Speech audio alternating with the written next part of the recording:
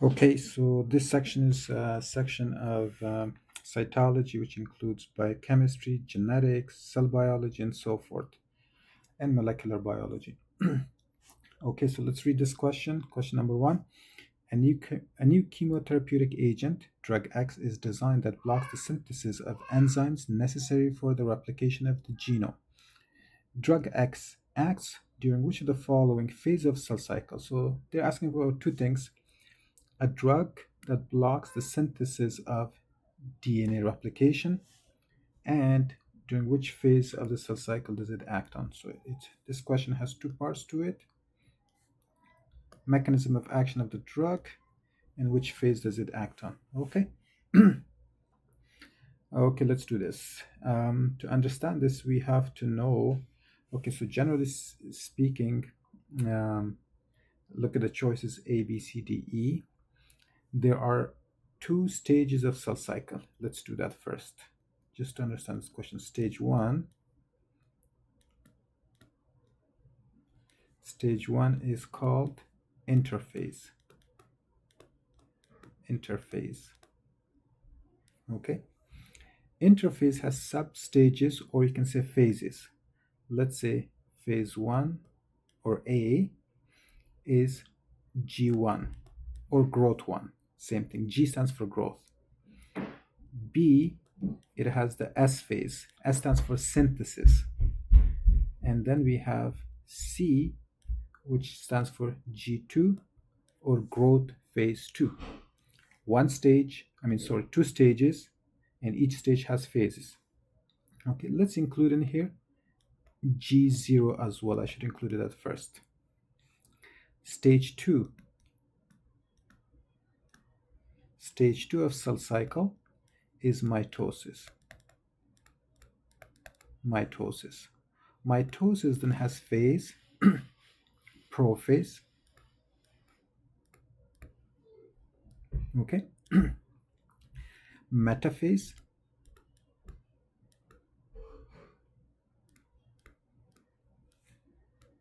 Okay. Anaphase. And then, of course, telophase.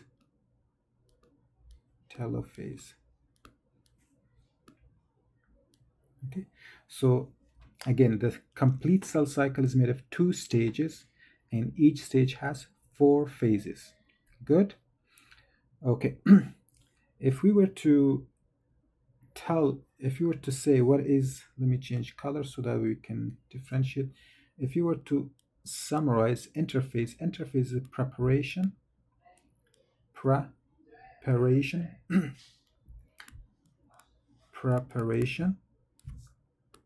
for DNA or chromosome synthesis or duplication. Let's just say duplication. So because if you want a cell to divide, we want to duplicate everything, so then 2 cells each can get the same amount of material, right? We don't want to have the material. That's not good. We want to have the same amount. So that's why the cell has to duplicate everything, and then that cell can split into 2. So it has to duplicate its cytoplasm size as well in order to split into 2. So preparation for DNA duplication, interphase. That's the whole purpose of it. I shouldn't say, I'm really sorry. So why am I saying? It's preparation for mitosis. Let's just say that. Okay. So preparation for mitosis. My bad. For mitosis. So that will be interphase. Okay. And then mitosis is actually division of a cell. So that's why before the cell divides, it should prepare for division. In order to prepare for division, you have to duplicate everything. Okay, so let's go with G1. G1 is duplication of all the organelles and so forth. So let's say duplication. So I'm going to pronounce 2 times. That means duplication. Okay, duplication of organelles such as mitochondria, such as Golgi, endoplasmic reticulum, ribosomes, and so forth, right? So duplication of organelles, that's 1. And then duplication of enzymes. Which enzymes? Enzymes that are needed for DNA duplication, okay? Enzymes that are needed for DNA duplication. What are those enzymes? I don't have room, so I'm going to tell you. You can write it down. Ligase, DNA polymerase, DNA topoisomerase, helicase, primase, telomerase, and so forth. Okay, so these are all enzymes needed for DNA duplication, which is the same thing as, look, DNA duplication is what? Replication. DNA duplication is DNA replication. It's one and the same thing, two terms used for the same thing. Okay, so in addition, so G1 is primarily, so if you were to summarize G1 is preparation for what? For DNA replication. So G1 is preparation for DNA replication. Okay, all right. And in this stage also there is something called cyclin. Okay, cyclins. Cyclin regulates the cell cycle. So cyclin E is responsible for, it's a checkpoint. Let me just not do. So cyclins are also duplicated or synthesized in this case, and so are cyclin dependent kinases. These are made during G1. Okay, all right. So that's one thing. Let's go to S phase. The S phase, S stands for synthesis. Synthesis of what? Synthesis means making or duplicating. If you make something from something, you duplicate it, right? So in that sense, or if you make a copy of something, so you made something new from a copy, so you duplicate it. So S stands for synthesis. It specifically stands for synthesis of DNA. So during the S phase, you have duplication. I'm going to put 2 times DNA. DNA is duplicated. You can say chromosomes. Chromosome DNA, same thing, but it's just different organization of it, right? So chromosomes are duplicated, DNA is duplicated during the S phase. Okay, and that's important. Okay, so that, which is the same thing as replication. Okay, G2. So G1 was preparation for replication. G2 is preparation for division, for mitosis. Okay, so in this case, things that are required for mitosis are made, such as microtubules, right? Microtubules, and then you have mitotic spindles, right? Spindle fibers. These are the things that are required to split fibers, to split the chromosomes. Okay, microtubules, spindle fiber, centromere, centriole. Okay, so centrioles. Centrioles is, centrosome is where centrioles are found. So either of those terms can be used, centrioles. Okay, and then of course chromosome condense and then they separate, right? So chromosomal condense, that also occurs, and then centromeres are also made here. But the primary function of G2 is preparation for division. But in order to do that, you need to make all those things that are required for splitting the cell in the DNA in half. In addition to that, also there is DNA is checked for mistakes or correction. You can say correct. Okay, so DNA mistakes are corrected if there's any. Okay, G0 is out of the cell cycle. It's not part of the cell cycle. It's out of the cell. So those cells who don't divide will be resting in the G0 stage. Okay, so for example, myocardial cells, neurons, and skeletal muscle cells, they don't divide fast enough in our lifetime, so they're out of the cell cycle. That's why if you have myocardial infarction, there's no repair of that muscle. If you have a stroke, there's no repair of neurons because they're not part of the cell cycle.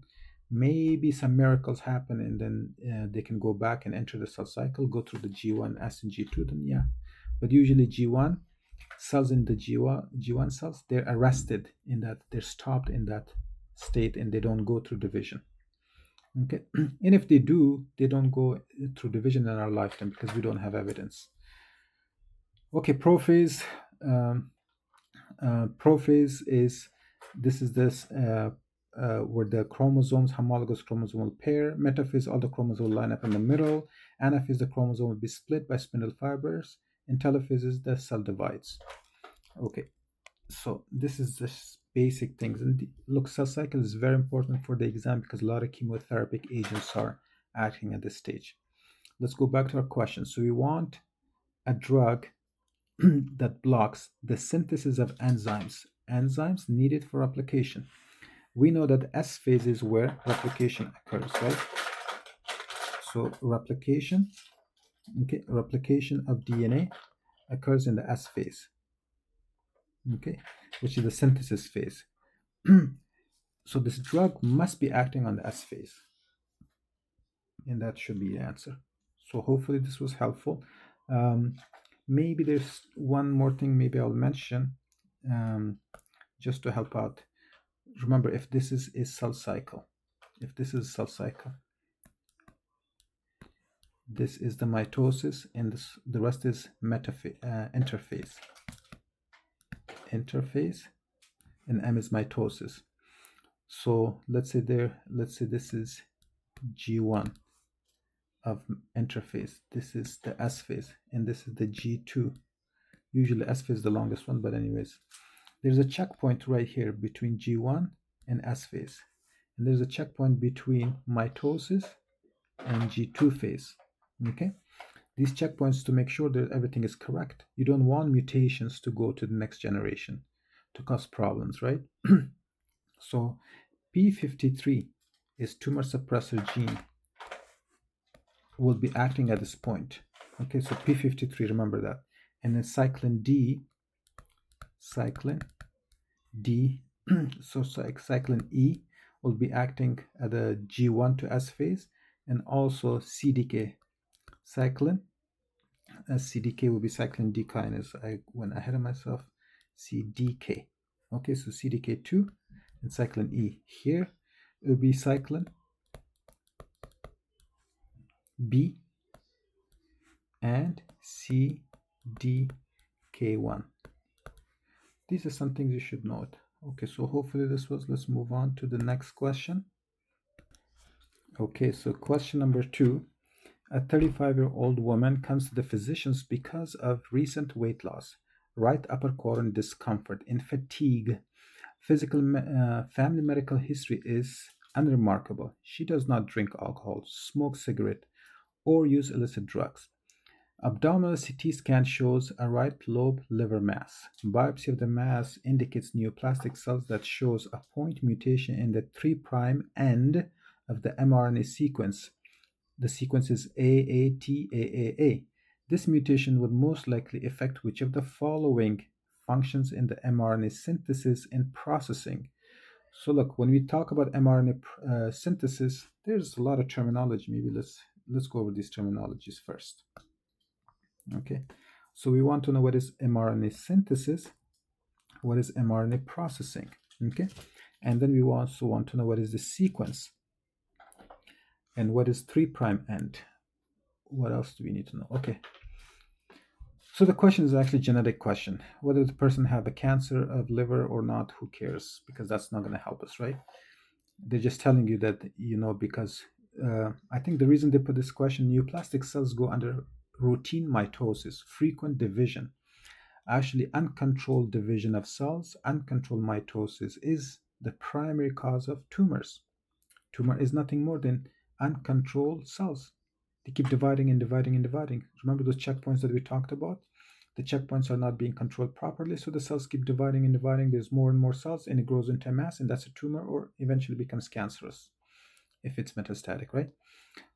Regardless, so I think that's why they're giving you this clinical scenario of a person with a liver cancer, and then they want to know what is the sequence called ATTA, what does it represent, and if there's a mutation in the sequence, what could happen. So we should know what is the function of that sequence.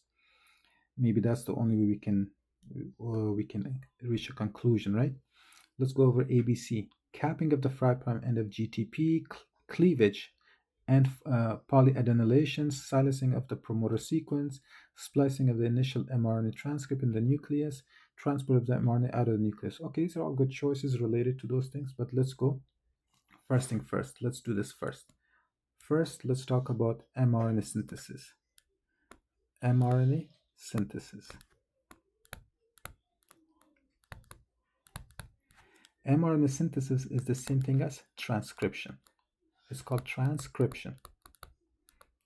Transcription of DNA is converting DNA into mRNA.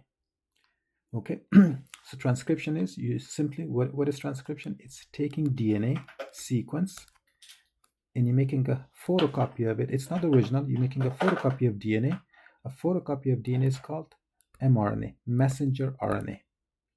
So this step 1 is called transcription, converting DNA or photocopying DNA into mRNA.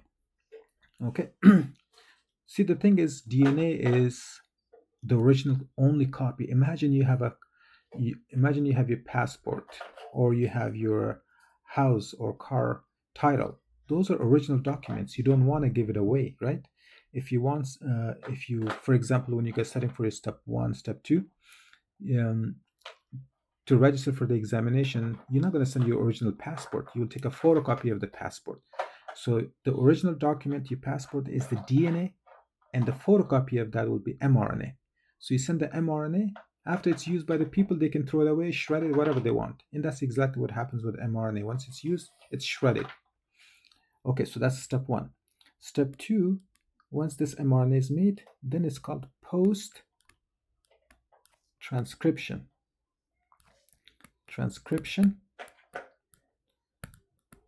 Post-transcription modification. Post-transcription modification is the same thing as this thing, mRNA processing. Once you make the photocopy, then you want to process it, make sure it's not folded, make sure it's not damaged, make sure you can read it, make sure it's accurate. Okay. All right. So I'm going to erase this part. Let's talk about post-transcription modification. Post-transcription modification. Let's say this is the long sequence of mRNA that we have. The mRNA must have an end that's called 3' end and 5' end. Okay. Okay, so 3' end and 5' end. Okay, so step 1 in the processing is add the 5' end. So step 1 at the 5' end, I'm going to add. Okay, so at the 5' end, usually DNA is written from 5 to 3', so I'm going to erase this in this way. Let's write it the correct way. 5' and 3'.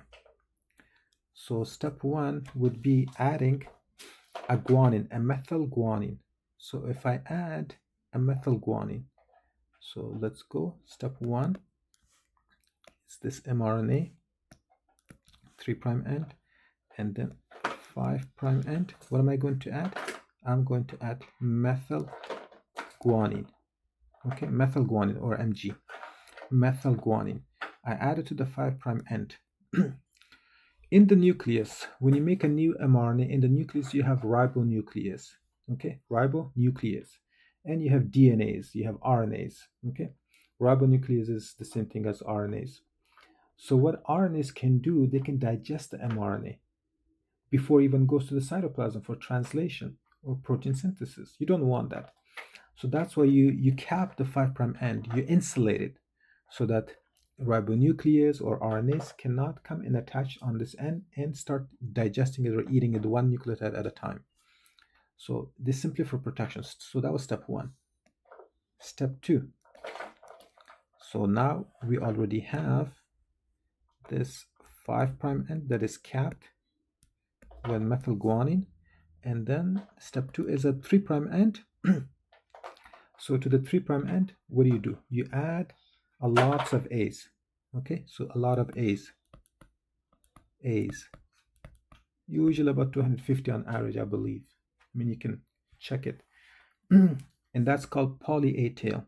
So this will be called poly, means many, A tail, or polyadenylation. Okay, so you add a lot of A's to the 3' end. Okay, so that's also for making this RNA stable. So both steps are for stabilization of the mRNA. Good. So that was step 2. There's total of 3 steps, I believe, in mRNA processing or post-transcription modification. Let's go to step 3. So this mRNA, now that has a lot of A's attached to it, and then on the 3' end, 5' end, you added the methyl guanine cap.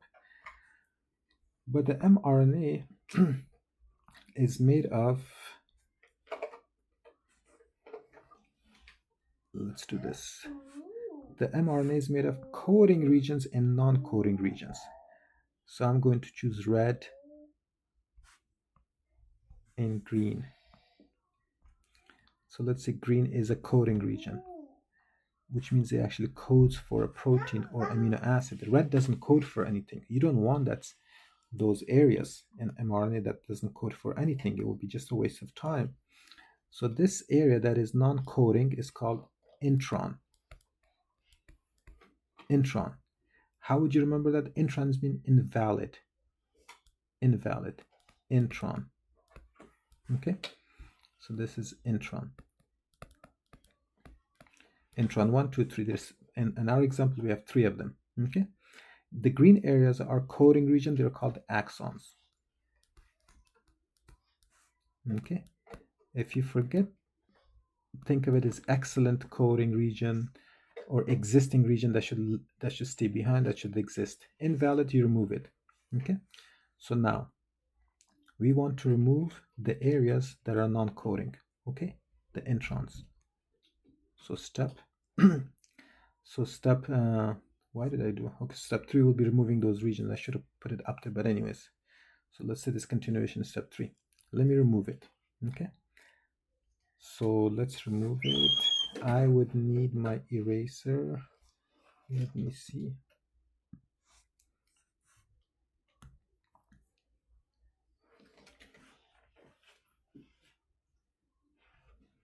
And let's remove it. Here you go. I remove this intron.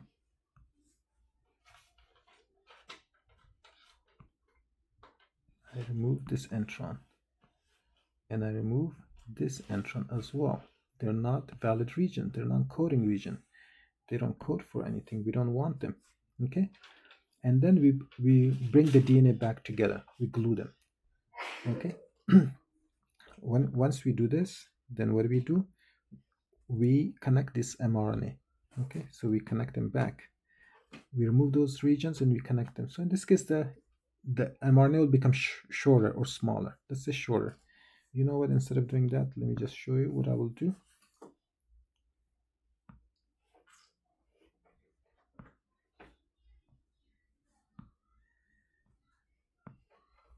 Okay, go back to my tool. So let's move this, bring it here, make it closer. So we remove the red invalid regions, and then the exons and the poly A tail and the 5-1 encapsulator put back together. There you go. I think this is better. Yeah. Okay.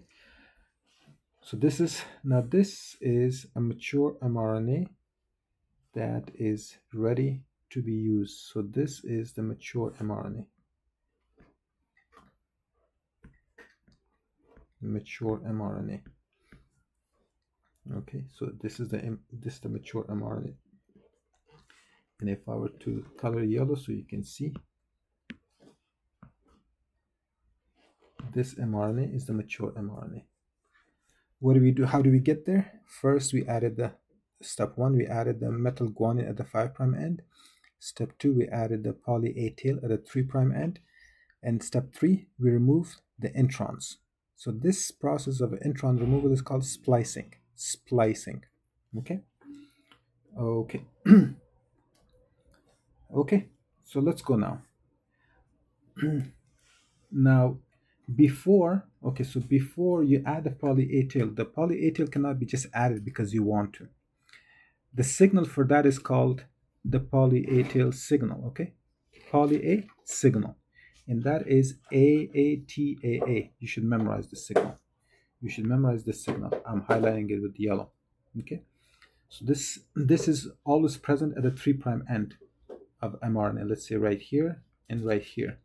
So we have these poly A tail, where the poly A tail should be added. I'll use blue. So the sequence AA, okay, it should be U instead of T because it's mRNA, is always here. And this is what's recognized by the adenylase, the enzyme that adds this sequence, the poly A tail, okay? So poly or adenylate polymerase, the enzyme that will add these A's, will be recognized in the sequence, which is AAUAA. Okay, in the mRNA. In the DNA, it will be called AATAA. Okay, all right. So if that's present, this is simply polyadenylation. Let's go to our questions. If there's a mutation of the AATTAA sequence, what will happen? Would it affect the capping? No, capping is not affected by that. Okay, so it's not A. Would it affect? Would it lead to cleavage in polyadenylation? Yes, that's the answer. Silencing of the promoter, let me talk about what that is. Splicing was step 3. Remember, splicing removed the intron, so that's not the answer. Splicing, cutting, removing the invalid non-coding region out of the mRNA, that's called splicing. Okay. Transport of the mRNA out of the nucleus. The mRNA will only be transported out of the nucleus when it's mature. Okay. So mature mRNA that has the 5-methyl guanine cap at the 5' end and the poly A tail, and removal of the introns, can be transported to the cytoplasm, and it's stable enough to survive long enough so that it can be translated into proteins. Okay. All right. So we know that's not the answer. So the answer we said was C. I think we said C, right? Let me just C. Sorry, B. Cleavage and polyadenylation, right? That's what the sequence is for. Silencing of the promoter sequence. Promoter sequence is found in the DNA, where this is a sequence at the upstream of the start codon. Okay, so the promoter sequence is simply nothing more than a sequence, and this sequence you should memorize. So far you should memorize AATTA, that's the poly A tail sequence, and then the promoter sequence is, let me change color, it is TATA. Okay, that's one, and another sequence is CAAT. Okay, so these sequences you should memorize, especially the Tara box. It's called the Tara box. Memorize that. And this is the area where the DNA polymerase will attach. This is important because that's where the DNA polymerase will bind to the DNA, and then it will start transcription of mRNA. Okay, so that's what the promoter sequence. Promoter sequence is not even found in the mRNA anymore. Even if it is, it's irrelevant because it's prerequisite for mRNA synthesis. Once mRNA is made, you don't need the promoter sequence. Okay, as far as I know, but you guys can check. So the answer should be B. Let's go to the next.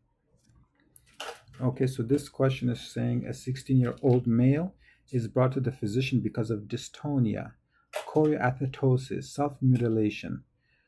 Plasma uric acid levels are elevated. This condition is seen in approximately 1 in 100,000 males. Which of the following is the expected prevalence of the heterozygous female?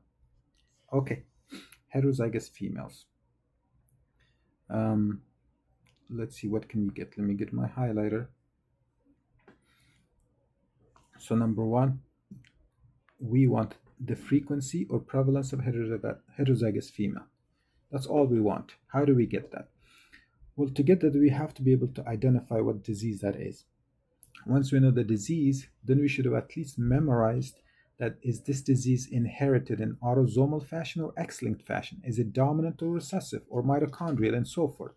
So that'll be the thing. Unless we don't know the disease, I think it'll be difficult to identify what is the inheritance mode of this condition. But let's go with this. So as far as I can read, let me get my highlighter back to see what clues we can use to diagnose this disease. So it's a 16-year-old male. When they mention male, maybe it's X-linked, okay? Brought to the physician because of dystonia. Dystonia is muscle tone, okay? Abnormal muscle tone. Abnormal muscle tone is what? Dystonia. Chorioathetosis, abnormal movement of the arms. Chorea, like choreography. If you guys don't know what chorea means, chorea is the same thing as choreography. Choreography is, when you choreography a dance, you choreograph their movement and so forth. That's where it should be coming from. So hopefully, self-mutilation. When I see these three, I'm suspicious this is Lesch-9 syndrome. Okay. In addition to that, when you add uric acid levels are elevated, to me this is 100% Lesch-9 syndrome. But, okay, let's go. Let's go now to see that what are some things in Leishman syndrome. Number one, okay, so you guys should know this disease. I mean, you should be able to diagnose them, right? Even though it's a simple question of genetics, but you got to know how to diagnose the disease. So the try that usually really helped me, for me, how to diagnose this condition, I always look for chorioathetosis. Chorioathetosis. Or just in general neurological symptoms. Could be dystonia, could be chorioathetosis. Just look for neurological symptoms. And the second thing, look for psychiatric symptoms like self-mutilation. Neuro and then psych, right? Self-mutilation. And then third, I'll look for uric acid. Uric acid levels are elevated. Okay. So when I see these three, this triad, I always think of Leishman syndrome. Now, what is the problem in Leishman syndrome? It's a genetic disease. It's X-linked recessive. It's X-linked recessive. That's the inheritance of the disease.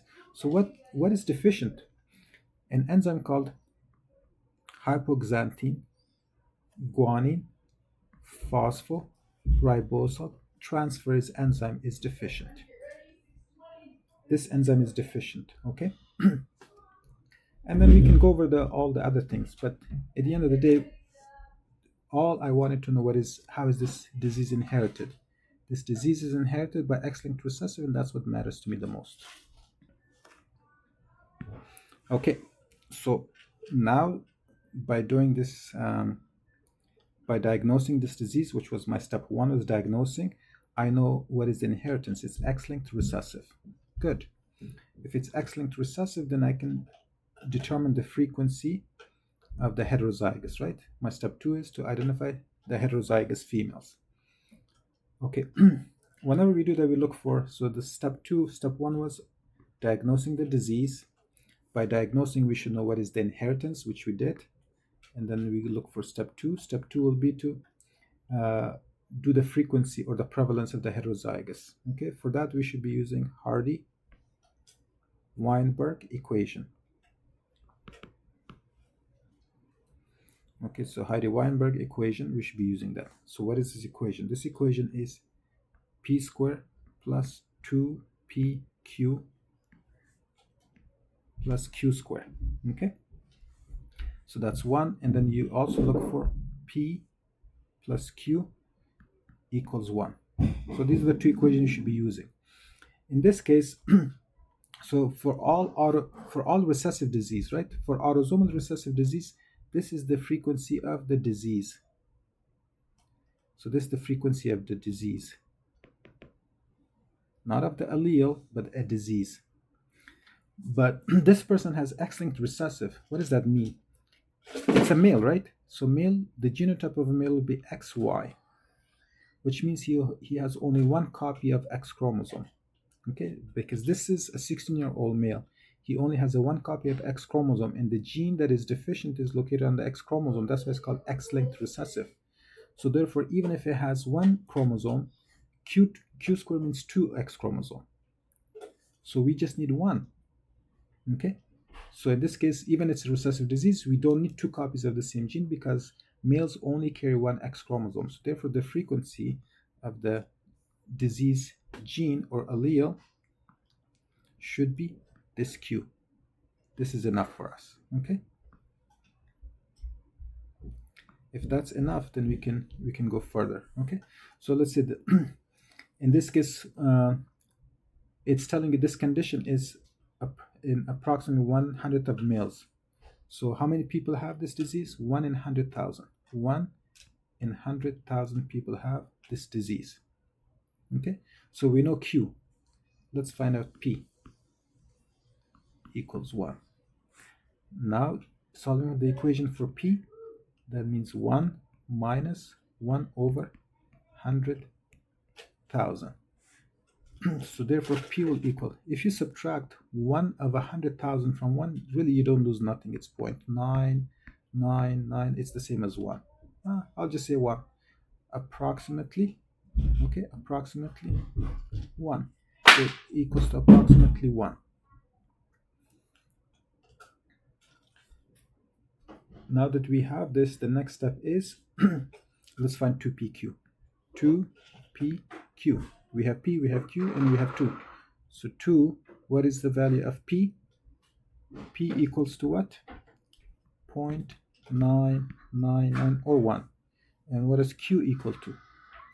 We already determined Q is 1/100,000. Okay, so if you do that, this is the same as 1, this is the same as 1, so that means 2 times 1 times 1/100,000. That means 2/100,000, right? That would reduce to 1/50,000. Okay, so let's look for that, and that would be C. So the choice that we're looking for is C. That's our answer.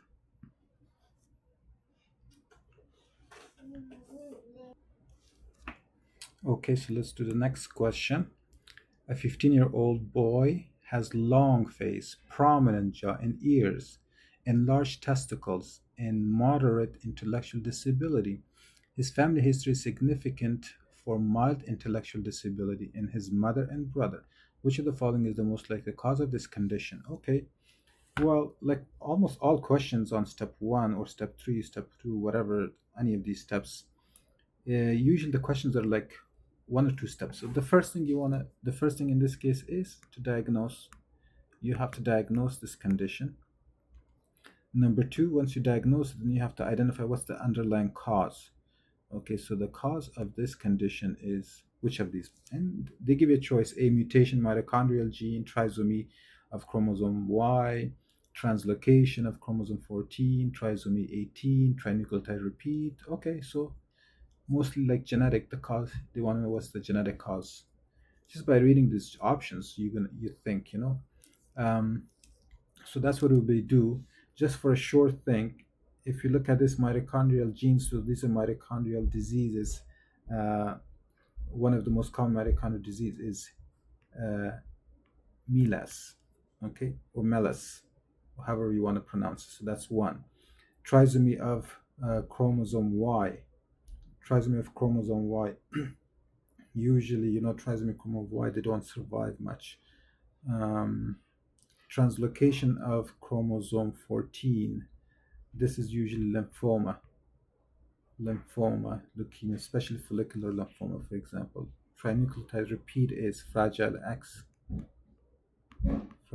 Just to look at them to sort of identify. Trisomy 18 is Edwards disease or syndrome. So just by this you should know. But let's see. So the first thing is we want to identify this condition. If we want to identify it, let's read the question again. It's a boy, young. He has a long face, 1. Prominent long jaw and ears, enlarged testicles, and then he has intellectual disability. Okay, so this constellation of symptoms, when you look at it, amongst the choices we have, Edward doesn't have those. Edward has more like cardiovascular condition. He does have mental retardation. He will have lucid ears, small jaw, not large jaw, micrognathia. So in this case, it's larger. So Edward unlikely. Fragile X fits in more, yes. Lymphoma doesn't fit in. MELAS or MELAS, that's so ME. You can call it MELAS syndrome as well, but this stands for example, um, mitochondrial encephalopathy. So the M is for mitochondrial encephalopathy, E for encephalopathy, A for lactic acidosis, stroke-like syndrome. This person doesn't have lactic acidosis and things like so. Let's see what we have. Okay, so we're going to diagnose them. In that case, um, let's do this. Let's do the symptoms of each of this, right? Mitochondrial mutation, like for example, it can be Leber hereditary optic neuropathy. Remember, in that case, you have more of a neurological symptom. So This one would present, oh, let me change my color. This one will present, so mitochondrial, so there should be mitochondrial inheritance, right? Mitochondrial inheritance. Mitochondrial inheritance. Mitochondrial inheritance is you always get it from mom. It doesn't matter boy or girl. Okay, so this person saying they have this family history of is significant for mild intellectual disability in his mother and brother. Okay, so if it was just mother, you got it, maybe makes sense, but not brother. Um, you'll be looking for encephalopathy, so neurological symptoms. So look for encephalopathy. Let me write that down, encephalopathy. And maybe you should be looking for La is lactic acid, right? Lactic acid or lactic acidosis. Look for that. And stroke-like symptoms. Stroke-like symptoms, so I'll just put stroke, but you can fill in the gap. Stroke is, sudden onset of paresis, paresthesia, or paralysis, weakness, loss of sensation of one of the arm or leg or tongue or so forth. Look for those things.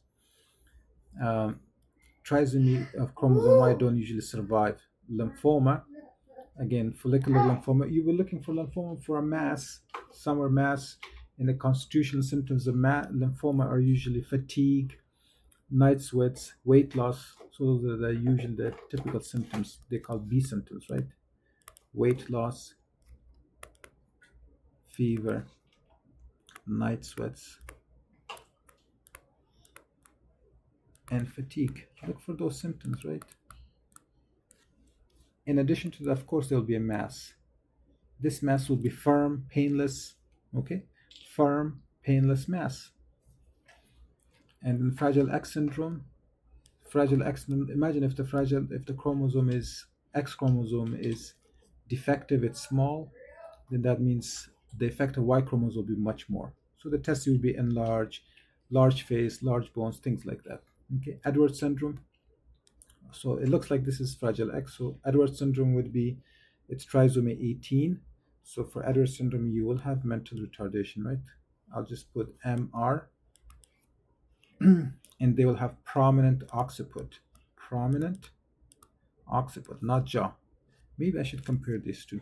So let's just go head to head. Prominent occiput. Prominent occiput. Okay, low set ears. Look for these signs of trisomy 18 or Edward. Small jaw. Micro means small. Gnathia or gnathia, however you want to pronounce it, means small jaw. Clenched. These are the clenched fist or finger differentiates it from Patau syndrome, which is trisomy 13, right? Rocker bottom feet, for example. Okay, so let's diagnose this. So in this case, the person has, in our condition, the person is a boy, right? He has long face. Long face. Okay, you can say long face, large face, but long face. Pointy or prominent jaw. Prominent jaw. Remember, compared to trisomy 18, which had a prominent occiput, here you have prominent jaw. And long, pointy ears. And microgonads or large testicles, so we can say macro gonads. You can use that term if you want. Or you can say gonadomegaly, and large testicle. He's a male, so that way. And of course, I'll put intellectual disability or ID, intellectual disability. So all these signs fit with Fragile X syndrome. Okay. Now, so that is Fragile X syndrome. The issue with Fragile X syndrome is what's the cause? In Fragile X syndrome, the cause will be something called trinucleotide repeat. Trinucleotide repeat. Okay, and the repeat in this case is CGG. Just remember in fragile you have G, so just two G's, right? Fragile. So CGG. These repeats are repeated over and over again, usually about like multiple times.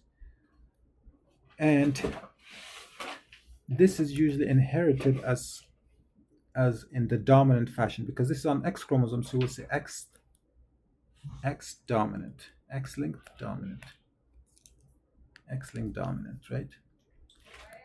X-linked dominant. But there's a important phenomena that people need to understand is it's called anticipation. Anticipation. Usually, this question they can ask about this on the exam. Anticipation. Anticipation is a phenomena. It only primarily occurs with trinucleotide repeat disorders. Okay, with each subsequent generation, the diagnosis of the disease occurs earlier and earlier. Let's say, for example, Huntington disease is also a trinucleotide repeat, right? And in that, the trinucleotide repeat is CAG. So the next generation, so let's say I have Fragile X syndrome, let's say me have Fragile X syndrome, I was diagnosed, let's say, or Huntington disease, in this case will make much more sense. So in Huntington disease, let's say I have a Huntington disease and I'm diagnosed at age 50. My children, if they're going to have a Huntington disease, they will have it at age earlier than me. If I had it at 50, they will have it at 45. And the grandchildren will have it earlier than my children. They will have it at 40 and so forth. That's called anticipation. With each generation, the diagnosis of disease occurs early, early, early. So the onset of disease will be earlier on. Okay, so know these things. These are sometimes Fragile X syndrome occurs with autism as well. Mitral prolapse is common in this condition as well. So look for those things. Now that we know these symptoms, male, there you go, that's male. And then we have long face, prominent jaw, large ears, large testicles, mental retardation or intellectual disability. So all these are Fragile X syndrome, and Fragile X syndrome is a disease of trinucleotide repeat. So therefore, choice D will be the best choice or best answer in this question. Okay, let's go to the next question. Okay, so this question, a 21-year-old woman is brought to the emergency room by her parents because of hallucination and aggressive behavior. Her parents report that the patient has had a long history of intermittent diarrhea, dementia, and photosensitive dermatitis. Physical examination shows a pruritic rash on the sun-exposed areas of the body. Laboratory results shows tryptophan is decreased in blood. In urine, all amino acids that are listed, alanine, leucine, phenylalanine, tryptophan, and valine, they're all increased. Okay, so tryptophan is increased in urine but decreased in blood. Okay, all right. Production of which of the following vitamin is most likely impaired in this patient? Okay, so it looks like it's talking about vitamins. Okay, let's go with vitamin C. Okay, vitamin C. Remember the purpose of vitamin C. So I'm going to go over each vitamin and see to which one, and then we can think which one fits into these options. Vitamin C is primarily responsible for collagen synthesis. It's required for collagen synthesis. Remember, in collagen synthesis, we have proline hydroxylase and lysine hydroxylase. These two enzymes requires vitamin C as a cofactor. Okay, so vitamin C is needed as a cofactor for hydroxylation of collagen. Without it, collagen cannot be hydroxylated. Therefore, it doesn't form proper fibers, and it leads to smooth muscle weakness in blood vessels and so forth. So it can lead to like bleeding and stuff. So, but the disease is called scurvy. Scurvy. So what is this disease? What are the signs and symptoms of this disease?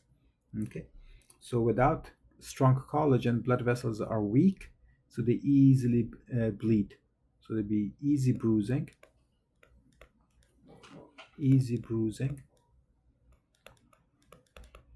That's in scurvy, right? So we're talking about scurvy. Easy bruising, Poor wound healing. So wounds don't heal because you don't have proper collagen. Collagen is defective. Poor wound healing. That has to make sense, right? And then, of course, gum bleeding. Gums bleed easily when you brush. Or you can even put gingivitis if you want. And then rash on the skin, petechia, small dots. And then, of course, one of the most important things is perifollicular, okay, meaning around the hair follicle. Perifollicular hemorrhage.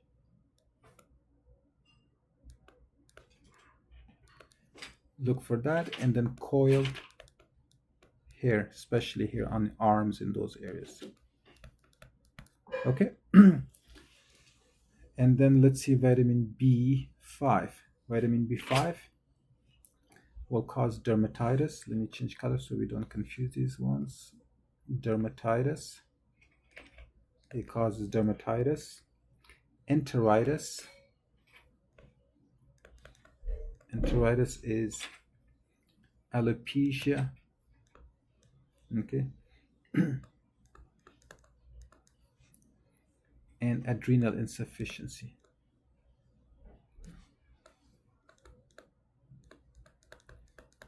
The good thing is on exam, they're not going to ask you about vitamin B5 so much. If anything, B1, B3, and C and D. These are the common vitamins that are asked on the exam. Okay, so let's think of vitamin B2. Rarely asked. If you don't know it, don't worry about it, but rarely asked. Vitamin D is required for FAD formation. Remember, FAD is required in, or FADH2 in Krebs cycle for energy, right? So it causes something called cheilitis, right? Cheilitis is inflammation of the corner of your mouth, okay, between the two lips.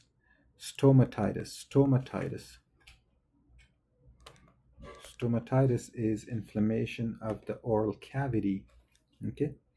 Glossitis is inflammation of the tongue. So inflammation of the tongue, inflammation of the corner of your mouth. There could be dry cracks and things like that, and then inflammation, ulcers in the oral cavity. And there is dermatitis, but this dermatitis is a little bit different. It's seborrheic dermatitis. I want to make sure that you guys differentiate this from B3 dermatitis. Seborrheic is more like greasy, stuck on plaque on the skin, on the sun exposed areas. Seborrheic dermatitis. Okay.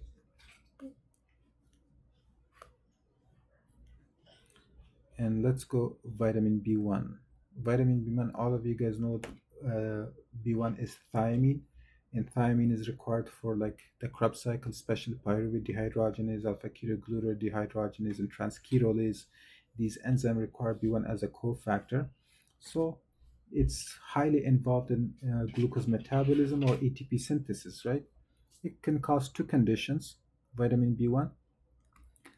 The initial, like the acute case, is Wernicke encephalopathy, right? Wernicke encephalopathy.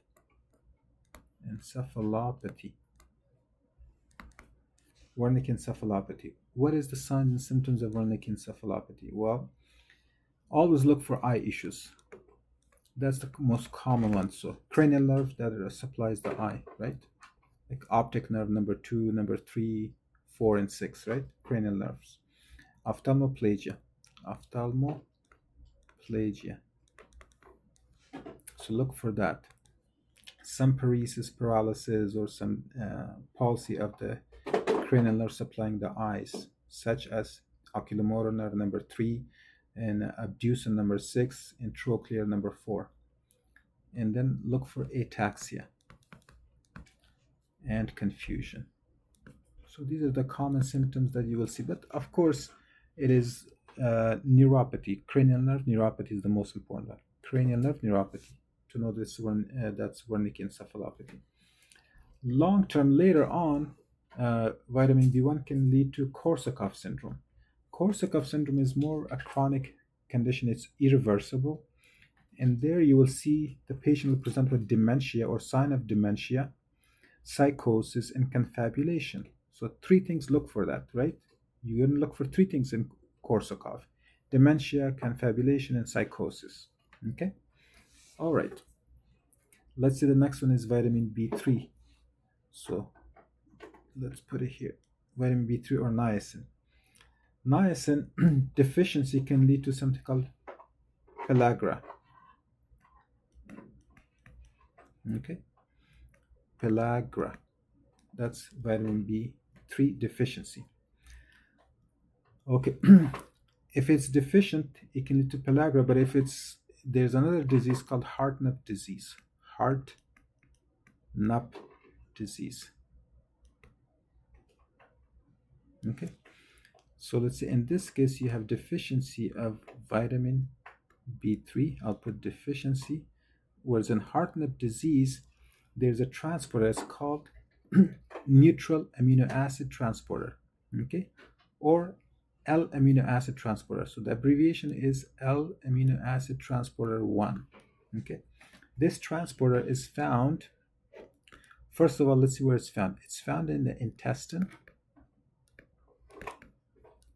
and kidneys, the renal tubule. That's where it's found. Okay. The second thing is this transporter, it transports neutral amino acids. Neutral. Okay, so neutral amino acids. Okay, so what are neutral amino acids? It's alanine, isoleucine, leucine, phenylalanine, tryptophan, valine, methionine, and tryptophan, and tyrosine, and so forth. Okay. So if you have deficiency of this neutral amino acid transporter, you're unable to absorb these amino acids from the intestine into blood. So you'll have low quantity of these amino acids in your blood, and most of them will be just excreted or in stool and so forth. Okay, maybe you can have the the transporter is okay, but you have less vitamin B3 in your diet, then it can lead to pellagra. The end result is in both cases the same. So what are the signs and symptoms of pellagra? I remember it as a lot of D's. Okay, so there will be diarrhea, dementia, and dermatitis. Okay, dementia, dermatitis, diarrhea, and then one last one, dysmetria. Dysmetria is cerebellar ataxia. Cerebellar ataxia. Okay, so look for these things.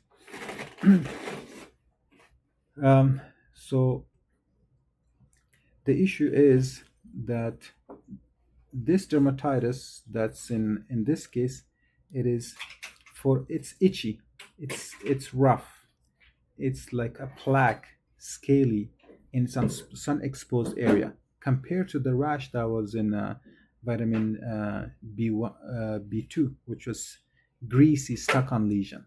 Okay, so look for those things. Now let's go to our question, and you should also look for, so that's one thing on the lab result, you should look for amino aciduria, meaning a lot of amino acid in urine. Okay, let's see if we have these. In this question, 21-year-old woman is brought to emergency room apparent because of hallucination and aggressive behavior. Usually dementia patient would express these, right? Think of Alzheimer's. They can have these kind of symptoms. Her parents report that the patient has had a long history of intermittent diarrhea. We said diarrhea, right? Dementia. Remember we said a lot of D's, dementia. And dermatitis. There you go, that's your dermatitis. I mean, there should have been dysmetria, but it's not there. That's okay. Physical examination shows pruritic rash on sun exposed area, yeah. And then tryptophan in blood.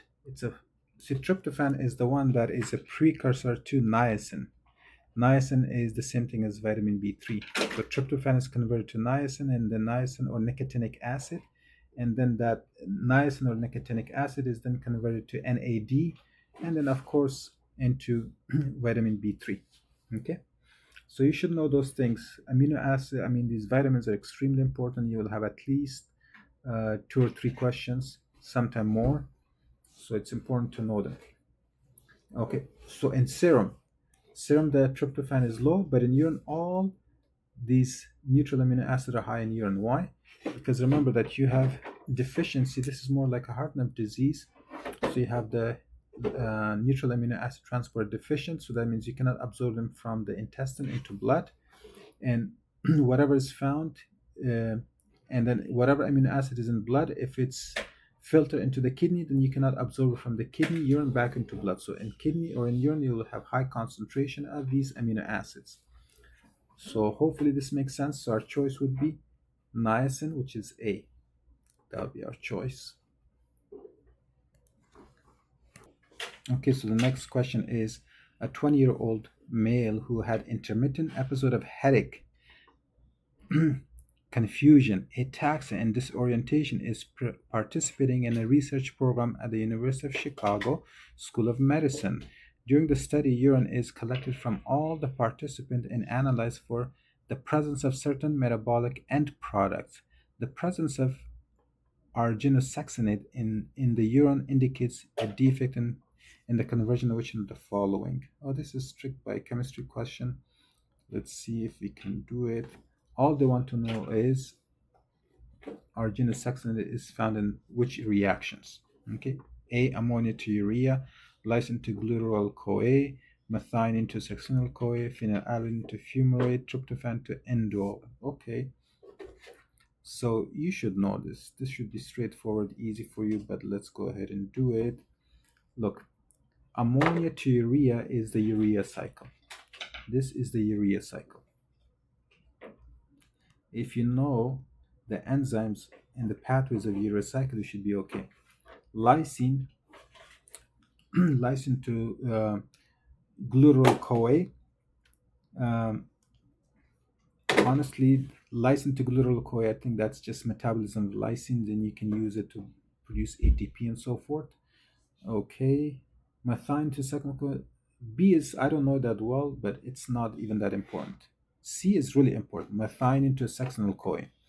Remember, methionine is a methyl donor, CH3 molecule, right? It's a methyl donor. It's extremely important for DNA synthesis and hormone synthesis and like epinephrine synthesis and other things. So methionine is involved. Methionine synthesis involves folate in B12. Also, methionine is involved in succinyl CoA. Homocysteine synthesis.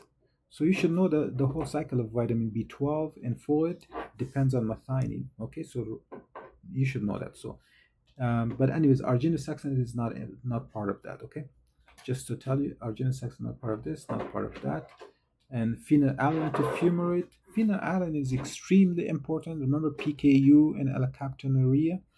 So phenylalanine is converted to tyrosine to, for example, to dopa, and then to dopamine, and then to norepinephrine, to epinephrine. That's one pathway, and then dopa can be converted to melatonin um, or melanin, and then also remember tyrosine can be converted eventually to fumarate, and then from there, if there's an enzyme deficient homogenesic acid oxidase, that can lead to alkaptonuria. So this is involved in PKU, okay, phenylketonuria, and alkaptonuria.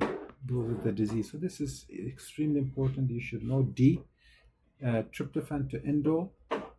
Tryptophan metabolism is again important for the production of niacin, nicotine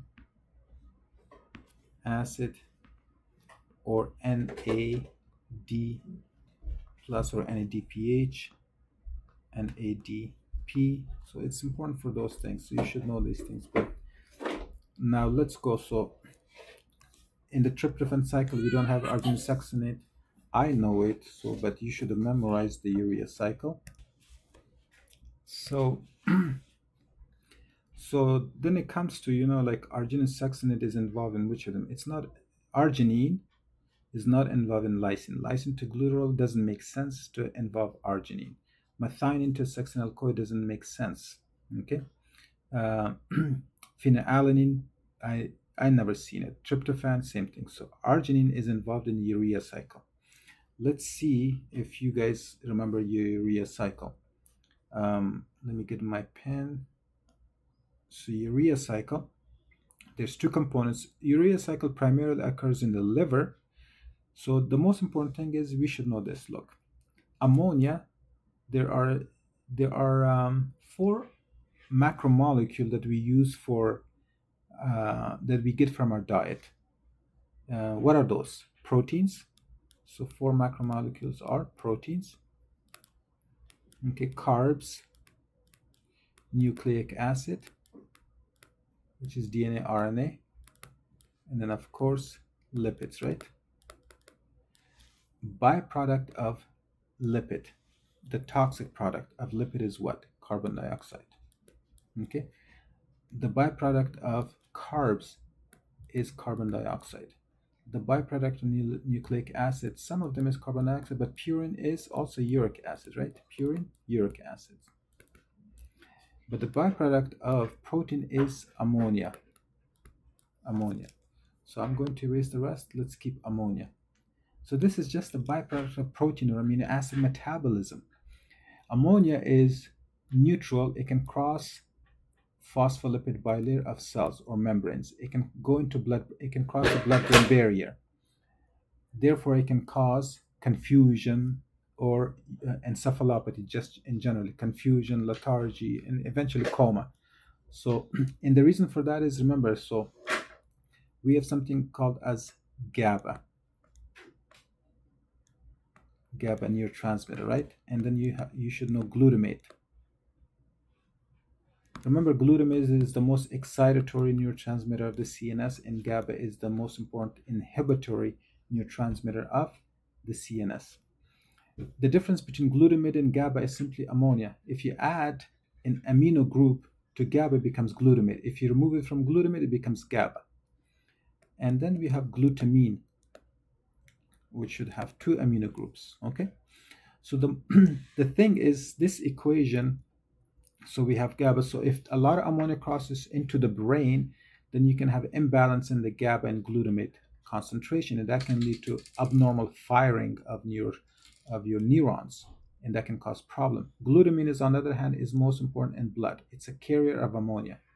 So majority of ammonia in blood is in the form of glutamine. Okay, so glutamine brings ammonia to where? Into the kidney. Into the liver, to get rid of it, because ammonia is toxic. So ammonia is toxic, carbon dioxide is toxic, and ammonia is toxic, right? Guess what? If you combine these two, this is carbon dioxide, carbon O and methyl group, and then you simply add one ammonia to each side. This is urea. So this is urea. Urea is made of one carbon dioxide and two ammonias. Okay. So the urea cycle, its function is to get rid of all the toxic products except uric acid. So its job is to get rid of carbon dioxide and ammonia. Okay. So that's the whole purpose of urea cycle. Therefore, we should know it. Let's do the cycle first. So let's say there's the cycle. Okay.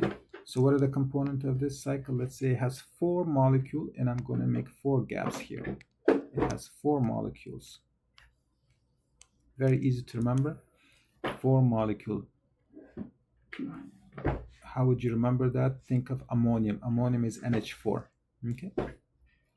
So I'll put here, let's say citrulline. Citrulline, when it's combined with aspartate or amino group, it becomes arginosuccinate.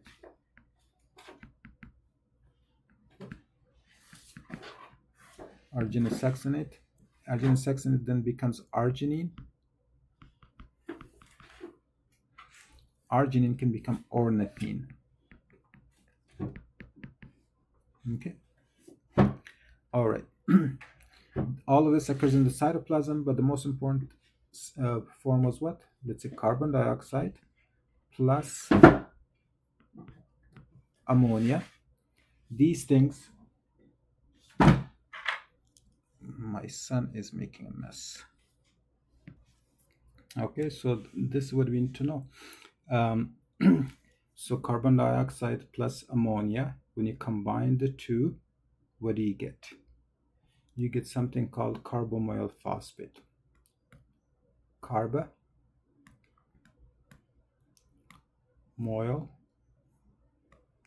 phosphate. I'll just put P, phosphate. Okay, the enzyme responsible for that, let's call it enzyme number 1. Carbomoyl phosphate then combines with ornithine. Okay, it combines with ornithine. When it combines with ornithine, you get citrulline. Okay, citrulline can combine with aspartate. And aspartate will donate its amino group to this, and it will become arginosuccinate. And arginosuccinate is then split, fumarate is given, and it becomes arginine. Arginine is the one that has a lot of amino groups, I think 2 of them. And then eventually you will have that. So let's talk about the enzyme. So enzyme number 1 here is carbomoyl phosphate synthase 1. So the enzyme number 1 is carbomoyl phosphate synthase 1. Enzyme number 2 is ornithine trans carbamylase. So it's simply, look, ornithine cannot go into mitochondria. So this reaction occurs in mitochondria. So ornithine is transported, and that's why it's called transcarbamylase. So ornithine is transported, so you can combine with carbomoyl phosphate to make citrulline. And citrulline then combines with aspartate, becomes arginosuccinate synthase, because it makes arginosuccinate, and that'll be enzyme number 3. Enzyme number 4 should be arginosuccinate lyase. So let's put here lyase. Arginosuccinate lyase. This is arginosuccinate synthase number 3. Because synthase makes the substrate, which is arginosuccinate. Lyase breaks it, and it breaks to what? To fumarate and arginine. And then finally, enzyme number 5 is arginase. Arginase then gives you ornithine, and it gives you urea. Okay, so that's how urea is made. That's the end product, the waste product. But you should have memorized this just to make life easier, but as long as you can recognize the substrate. So arginosuccinate is part of the urea cycle, therefore we'll choose A. Okay, but what is important? Look, it is important for you to know that the purpose of urea cycle is to get rid of ammonia. Carbon dioxide can be get rid of by your lungs, so it's not that big of a deal, but the primary purpose of urea cycle is to get rid of ammonia. Because ammonia is toxic to the body, ammonia, look, ammonia can cause pericarditis, ammonia can cause encephalopathy, ammonia can cause many issues. So that's why you want to get rid of it. Okay. Remember, people who have cirrhosis or chronic renal failure, they can have these ammonia encephalopathy. Okay, good. So I hope this was helpful. We'll do the next question after this.